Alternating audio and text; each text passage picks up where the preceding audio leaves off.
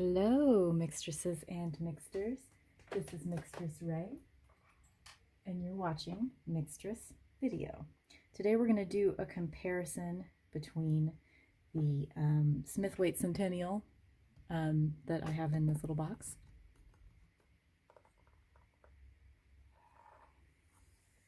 and the Moonchild Tarot. Spoiler alert. The Moonchild Tarot has quickly become, I've only had it for, I guess it's probably been like 2 months now, but it has quickly become one of my top 5 favorite decks. I am in love with it, and I'm going to be very gushing towards this deck. But I also did want to show off my, this is like, obviously it's got some problems. I just bought this little box at, it wasn't even like a thrift store, it was like a weird surplus store. That had just like a bunch of like weird flooring stuff and like just weird knickknacks here and there, but it had this little box and it's the perfect size for my Smith-Waite deck. So I just wanted to show it off a little bit. I mean, it's a little bit too big since I cut the borders off of this deck, but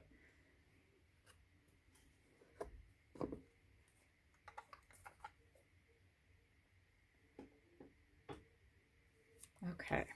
So we're going to do a comparison. This is, if this is your first time watching one of these, I do this with all of my tarot decks.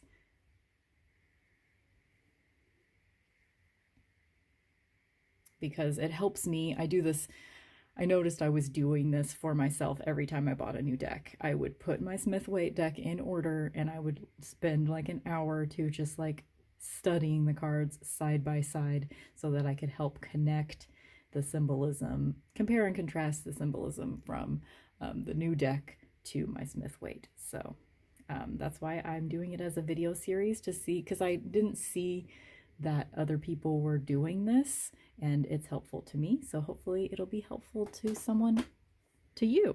Okay, so first of all, just like quality of things, this box is a honker. It's basically the size of my wooden tarot box that I just showed you. It's huge. And it's this beautiful buttery matte. It's great.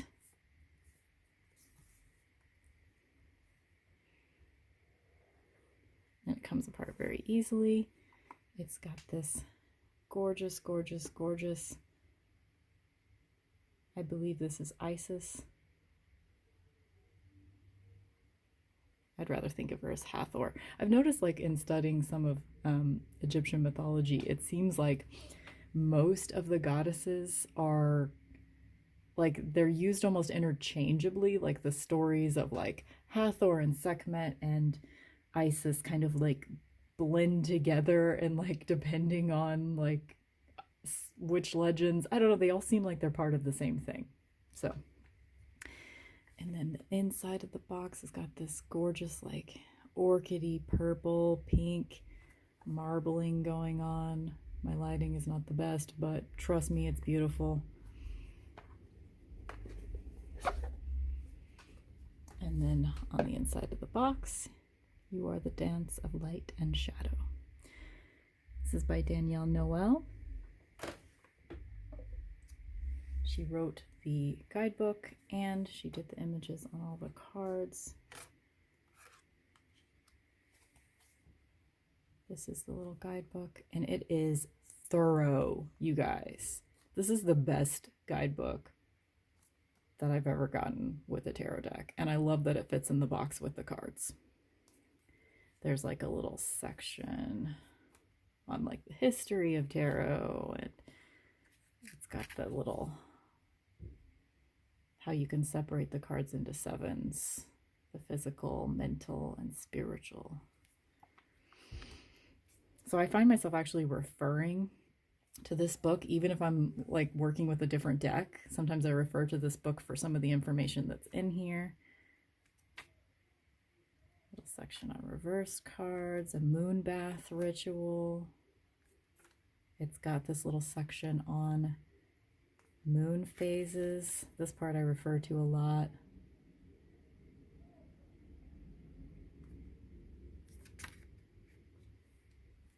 This is a great investment. Like, Ordering this deck, I believe the only or one of the only ways to order this deck is to order it from her website.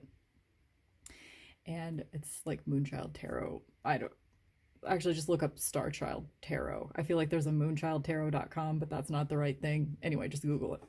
But I feel like one of the only ways you can get it is from her website, and it cost me $60, like including shipping from Canada, but it's completely worth that. When you get this like full guide, you get this great quality box. The cardstock is absolutely fantastic. We'll get to that in a second. Anyway, the descriptions of each card, let's go to the High Priestess, have so much information. Like there's a description of the symbolism in the card. There's a full color representation of, sorry, I got a phone call and it stopped my recording, you guys. God, that's what happens whenever you use your phone as a video camera. Anyway, so it's got keywords, it's got like journaling prompts, it's got the astrology, and some gemstones to go with each card, and it's got, the descriptions are, sometimes they make me cry. They're so beautiful. We'll pick a card at the end here, and I'll read the full description for whichever card we pick, but it's a pretty damn great. If you respond at all to the imagery in these cards, it's definitely worth it. The quality is amazing. The book is well thought out. It is, I mean, if this was the only tarot book you had, it would have a pretty decent amount of information. Like I personally have, you know, like 10 tarot books, and I like all of them for different reasons. But if you weren't the type of person that needed a whole lot, but you want a good chunk of information in at least one book, this could be a good all-around tarot book. It really could. And it comes with a deck. So, it comes with a great quality deck. Anyway, the cardstock, first of all, the backs, so you can see this is like embossed, and it's just, oh, it feels so nice to just hold the cards because you can feel the ridges on the back. And I'm not a big fan of white in general. Like I would have preferred like maybe black with this gold, but you know, with that said, this is so gorgeous. Okay, let's go ahead and get into it. Now that I've gushed about the quality, very thick deck. It's got kind of a faded yellow gold edging, which is nice because like the more you shuffle it, I mean, I assume it will kind of fade a little bit more over the years, but it's not going to look bad because it kind of looks pre-faded. And it's got a little bit of a glittery tint to it. I don't think it does come off on my hands a little bit, but I don't have a problem with that, like at all. So I'm going to show you there are 3 extra cards in this deck. I'm going to show you those first. Moonchild. I actually leave in the extra cards, and if they come up, I will use them. Shadow work, and of course there's full descriptions of what these cards. I think they're useful. When I first flipped through the deck, I thought, oh, I'll probably take that out, but no, I didn't. All right, let's get into the actual flip through here. One of my favorite full cards of all time. She looks like Kate Bush to me. I love it.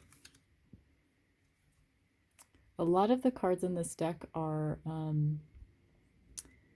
you know, it's photography and collage, and a lot of them are people like from Instagram or people she knows and stuff. Sometimes I find that a little off-putting, but other times it really works. Like with this High Priestess card, it's one of my very favorite High Priestess cards. It is gorgeous.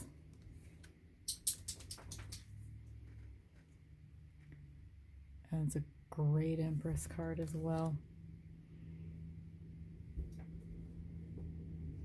I think I'd rather leave it down here than try to pick it up over and over. Hope that's okay with you guys.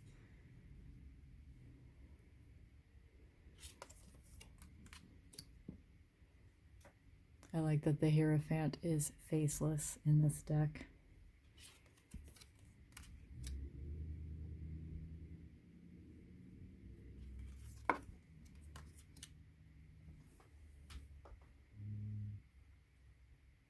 She's not actually wearing headphones, but I kind of like that, like, if you look at this card from afar, you might think she's wearing headphones. I think that makes sense for a Chariot card, having headphones. Ah, oh, this Strength card. This is an Instagrammer. Her name is Yogi Goddess. I believe it's Yogi _ Goddess. Anyway, she, oh man. She's just so, she definitely deserves to be on the Strength card. I don't know. She's beautiful. I love, like I said before, like obviously a lot of tarot decks have Egyptian imagery. I mean, even this has Egyptian imagery. But I really, really love it when a deck utilizes Egyptian imagery. One of my favorite Justice cards of all time. One of my favorites in this deck.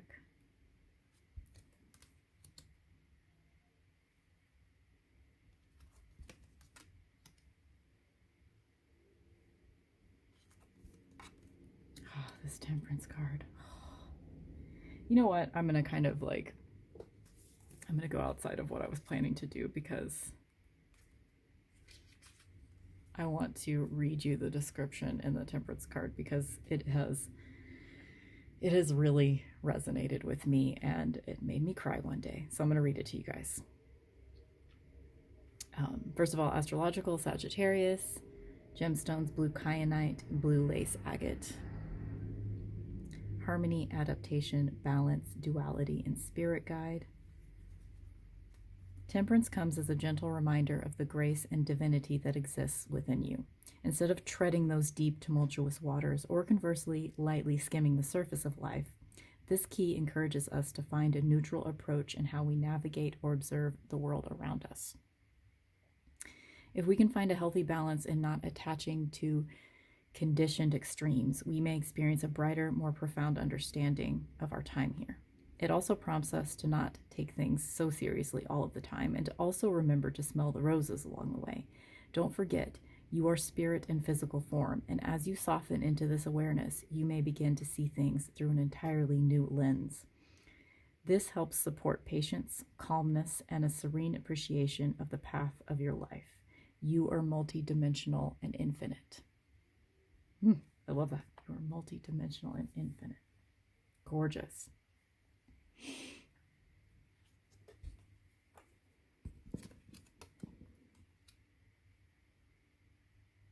At first I thought that this was like a scratch.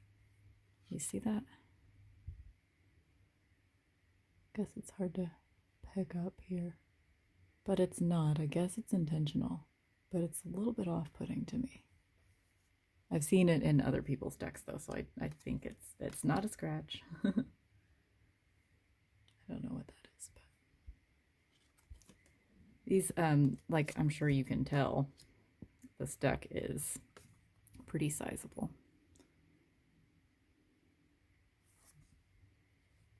And it is a little bit difficult to shuffle, I will say. I typically, whenever I shuffle it, I like to rifle shuffle. So, or bridge shuffle or whatever you call it when you do the, I like to do that kind of shuffling. But it's hard to do with this deck because of how thick and big the cards are. However, I've just started, like, I divide the deck in half and I shuffle each half and then I put it back together. So that's the way that I do it. Not that you guys probably care, but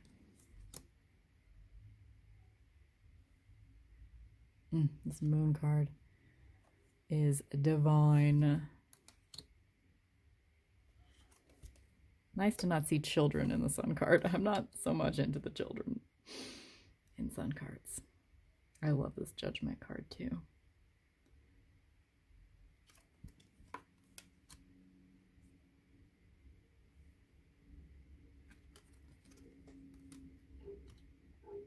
This deck has pretty faded, muted tones. When I first opened it, it was off-putting to me. I thought, oh, this just doesn't, I wanted more saturation. And a lot of the times whenever I take pictures of this deck for Instagram and stuff, I will pump up the saturation.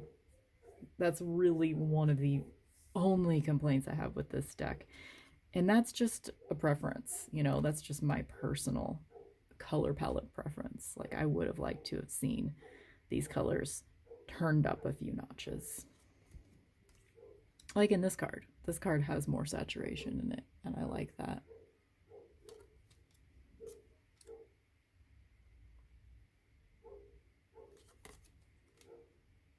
It's a great Seven of Wands. Look at the little person right there. There she is. She's gotten that far. Or she has that far to go, but she's come a long way already. She's come from over there somewhere, and she still is going to get to there. Maybe? Oh, great Eight of Wands, too. This deck utilizes a lot of portals and roads and journeys, and it's just, I didn't think, like, even when I ordered it, I mean, I was willing to spend $60 on it before I knew how much I was going to love it. So I already knew that I was going to, you know, it was going to be worth $60 to me, but, which is, you know, no small change in my world. But I had no idea, like, this deck is, it's such a joy to hold. It has so much more depth to it than you think it's gonna have. This is Bakara Wintner. She's the author of What the Fuck is Tarot, which is a tarot book that I have.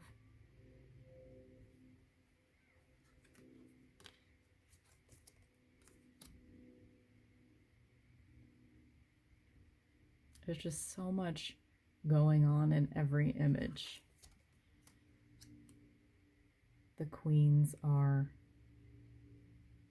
so special in this deck.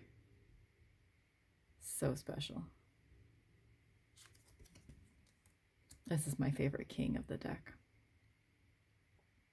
He is so King of Wands. He is so King of Wands. The aces are great in this deck as well.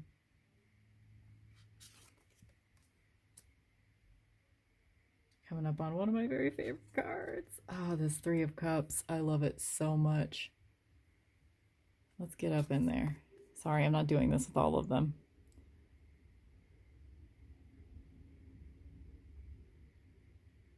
I love this card. Oh my god. Okay.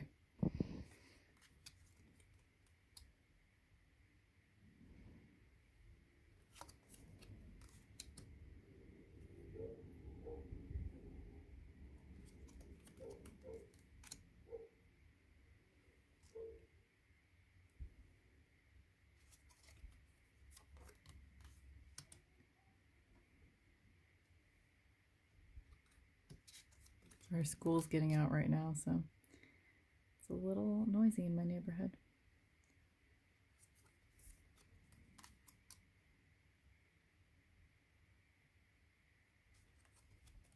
Such a great Ten of Cups. Oh man, so great. This is one of those decks that I often find myself just sort of like picking the cards up and getting them real close to my face so I can see every tiny little thing going on. Like there's sort of like this, there's different hues in the background. It's kind of misty, and like there's purples and blues and pinks, and the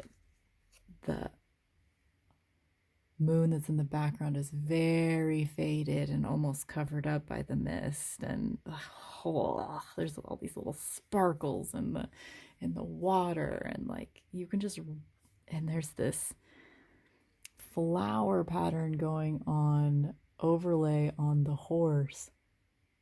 Like, my god, there's just so much to really dive into with these cards.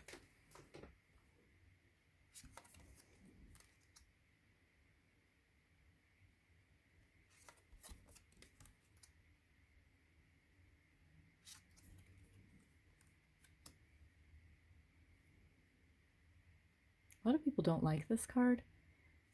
I like it. The only problem I have with it is that I want these swords to be crossing each other. You know, I want her arms to be doing this. And if they were, then you know, I don't really have a problem with this card, but I just kind of wish that the swords were crossed. But that's just me. Like, I'm very married to the imagery in these cards, as I'm sure you can tell, since I flip through this deck in every one of these videos.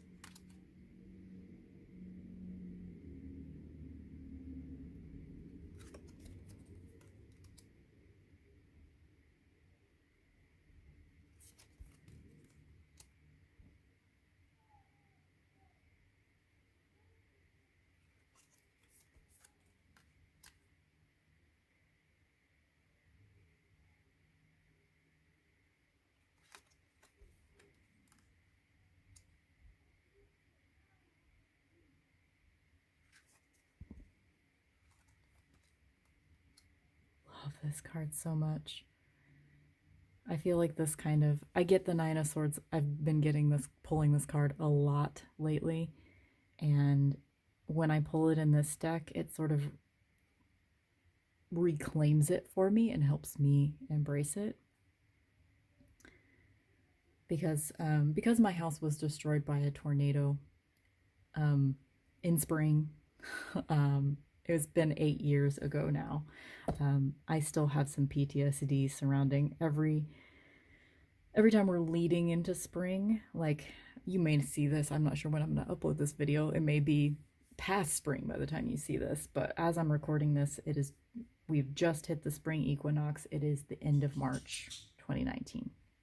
So every time I'm leading into spring, I start getting really freaked out again. So it makes sense that I would pull the Nine of Swords a lot lately, because the fear associated with this time of year is something that I have to deal with every year.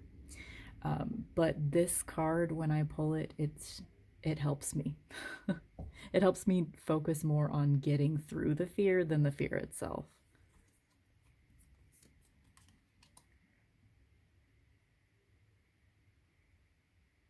Same with the Ten of Swords. Like, she doesn't really look like necessarily unhappy, you know?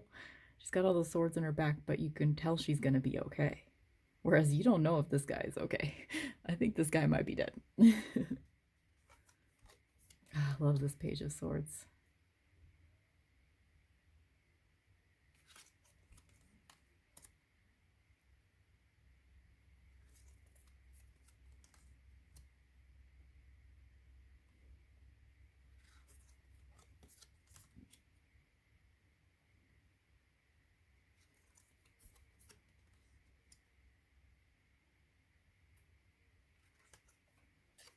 The more I use this deck, the more I fall in love with it. It's definitely one of my top 5s. I should do a top 5 decks video. For me, it would be, like, if I did a top 10, I only own 11 decks, so it wouldn't be the greatest top 10, but a top 5, I think, would be kind of a challenge for me.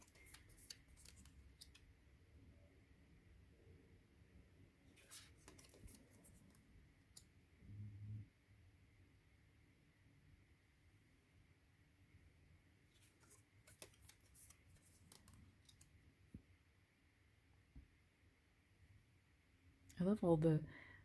At first, when I was flipping through this deck when I first got it, I was a little put off by how many of the cards seem to depict someone meditating.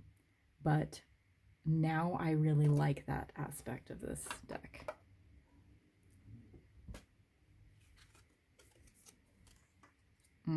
This was my daily card draw yesterday.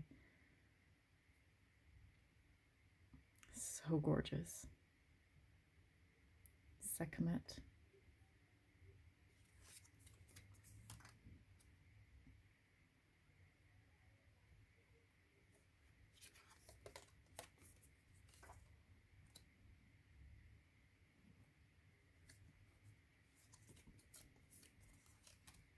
This is Lindsay Mack from Tarot for the Wild Soul, I think. Tarot for the Wild Soul podcast. There's also a little bit of information in the back of the book that gives credits to some of the people in the cards. So you can see, and it's got their Instagram if applicable. So I ended up following a lot of the people that are in these cards, and that's kind of fun. I mean, it seems kind of weird that like they're based on real life people, so that's a little off-putting, but at the same time, it's cool, you know? Just because they exist now doesn't make them less important, you know? We spend so much time in our culture focusing on, you know, historical figures that are long dead. This King of Pentacles, maybe my favorite King of Pentacles in any of the decks that I have. I really like, to me, he looks like Ricky from My So-Called Life. I know it's not that actor, it's not Wilson Cruz, but he looks like him to me, and I love that about him. He's a great King of Pentacles. All right, there you have it. Let's do a little bit. I'll do an overhand shuffle for this one. I'm being kind of extra careful so I don't hit the tripod, so try not to judge me. I'm not usually this bad at shuffling, but okay. We're just going to pull a card and I'm going to read from the book. This one is calling to me. Oh my God, that's funny. Knight of Cups. So Knight of Cups is, I think of this as my Michael, my life partner. He's Knight of Cups, in my opinion. So let's read about him. It's actually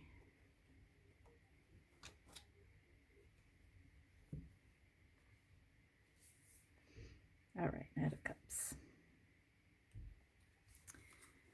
The Knight of Cups is a risk-taking dreamer. This sentiment bridges beyond fantasy or illusion. Here, the knight manifests from the ever-flowing undercurrent of their feelings and intuition, without worrying about where their journey may take them. They always move forward, unaware of any potential risks. This knight will never turn away from the voice of their heart. Artistic adventure, enthusiasm, and positive news. Inquiry, journaling prompts. How can I translate my dreams into truth? How can I explore my own passions and interests? Some mantras. I create and design from the depths of my soul. I dive within my passionate heart. I'm going to read just the upright.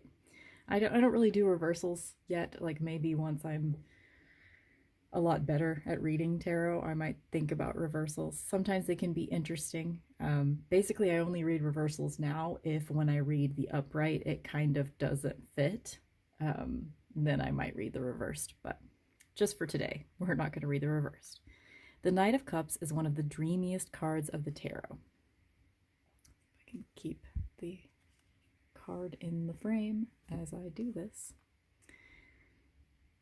Embodying an aptitude for adventure and romance that flows directly from their heart. This person will always go above and beyond when it comes to fulfilling their loved one's needs. They can, however, become a bit obsessive or overly sensitive when placing too much thought or worry into the words or emotions of other people. Despite their sensitivity, they are extremely passionate, generous, and will always make decisions based on the whispers of their soul, whether their choices seem logical or not. Expect lots of passion, play, and adventure with this type. This key encourages us to trust the sensitive waters of our emotions and the intuitive wisdom that strengthens and nurtures our biggest and brightest dreams. So there you have it. That is the Moonchild Tarot, one of my very favorite decks. If you are at all thinking about getting it, it's completely worth it. Totally and completely worth it. Love it so much. Thank you, Danielle Noel, for making this incredible deck. Okay, that's all for this time. I will see you in the next one.